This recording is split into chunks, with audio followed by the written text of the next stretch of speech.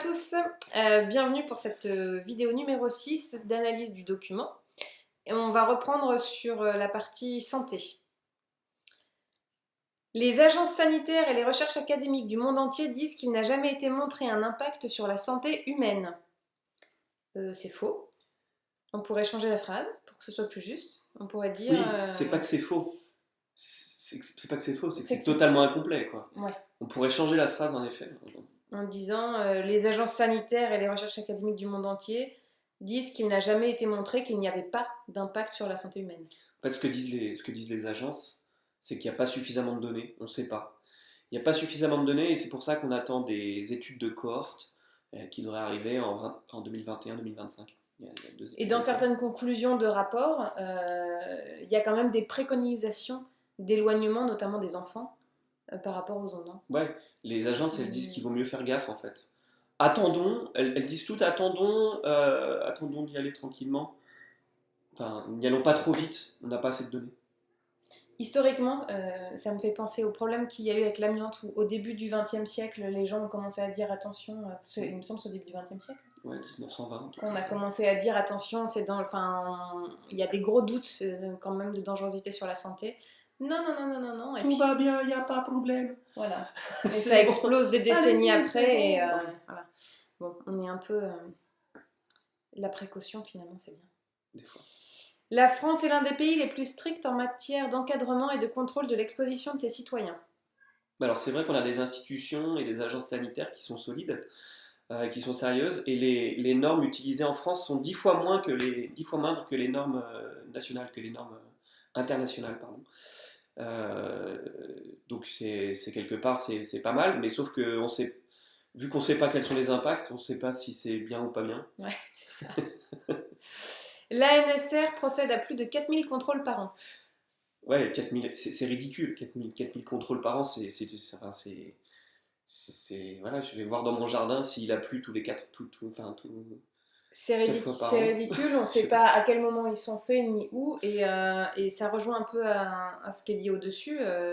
C'est-à-dire que tu peux avoir des normes qui sont très basses. Oui. Encore faut-il pouvoir les garantir. Pour les garantir, il faudrait pouvoir les mesurer tout le temps et à tous les moments. Donc. Il y a un truc super intéressant sur les contrôles, quand on mesure, on prend des mesures des ondes. En fait, ça dépend, la puissance des ondes dépend du nombre de personnes connectées et de ce qui se passe sur le réseau. Donc si vous faites un contrôle à un moment où il n'y a pas grand monde, voilà, c'est plutôt cool. Et puis 2 heures après, ça peut être à fond. C'est important à savoir ça parce qu'il y a des endroits, j'imagine, où il y a des gens qui peuvent demander à ce qu'il y ait un contrôle qui soit fait pour rassurer la population. Il y a quelqu'un qui peut venir avec un appareil, contrôler, dire vous voyez, on est largement en dessous de ce qui est préconisé. Sauf qu'à ce moment-là, il n'y a personne, il n'y a pas d'utilisateur autour.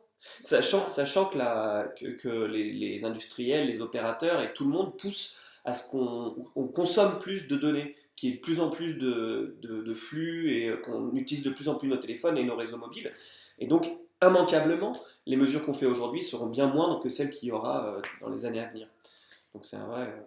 On va sans doute en reparler là. On termine sur la partie santé avec un petit onglet environnement. Une antenne 5G consommera moins qu'une 4G tout en offrant plus de fluidité. Alors c'est vrai que les antennes 5G sont plus efficaces énergétiquement en termes de consommation électrique. Attention, en termes de consommation électrique, pas énergétiquement. C'est-à-dire que si j'utilise si j'ai exactement le même usage que la 4G avec une antenne 5G, avec la 5G, eh ben je consomme l'antenne consomme moins d'électricité. Mais tout nous pousse à consommer beaucoup plus. Ouais. Et la fluidité, tout dépend, c'est à usage constant. Si c'est le même usage qu'aujourd'hui, oui, ça sera beaucoup plus fluide parce qu'il y a des tuyaux plus gros.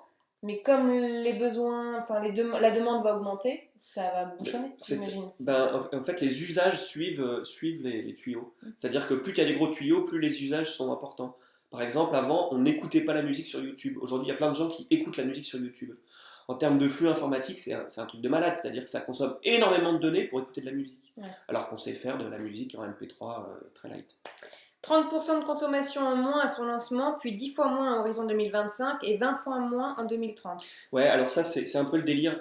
Enfin, c'est pas le délire, mais c'est un peu malgré tout aussi un peu un délire des fabricants, c'est-à-dire qu'ils se disent nos ingénieurs vont plancher sur la consommation, sur l'efficacité énergétique de nos matériels, et donc on va pouvoir consommer beaucoup moins d'électricité.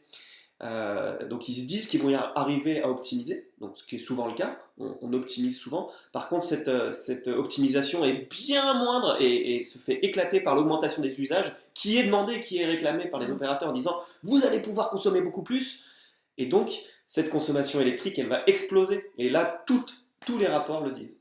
Tout le monde, là, même les rapports Là, pour le coup, scientifiques. ça fait consensus. Ah, ça fait consensus. Mais c'est pas dans les documents. Et on est à plus 130% d'électricité pour l'institut qui regroupe les télécoms. On termine sur cette partie assez rapidement. La 5G utilise des antennes intelligentes qui scannent en permanence leur environnement. Et c'est seulement quand elles détectent un utilisateur qu'elles émettent un faisceau juste le temps de la communication, contrairement aux antennes 4G qui restent allumées tout le temps, même s'il n'y a pas d'utilisateur. Et ben ça c'est vrai, les antennes 5G sont mieux foutues, c'est-à-dire qu'elles voilà, c'est ça c'est vrai. C'est l'intérêt, c'est le seul intérêt qu'on peut trouver. Ouais, alors ce qui est malheureux c'est que du coup les antennes 4G elles restent quand même, Ouais. les antennes 3G elles restent quand même, les antennes 2G elles restent quand même, donc en fait il y a un empilement des technologies, et donc cette 5G ne va pas remplacer, mais s'empiler comme à peu près tout ce qui se passe dans les comment dire, l'industrie dans notre période industrielle. Donc il y a l'effet d'empilement, ça ne remplace pas. C'est vrai que c'est présenté un peu comme si du coup ça allait être mieux, donc on change et ça va être mieux, alors qu'effectivement ça... C'est ce que tu viens de dire. À demain pour la vidéo numéro 7.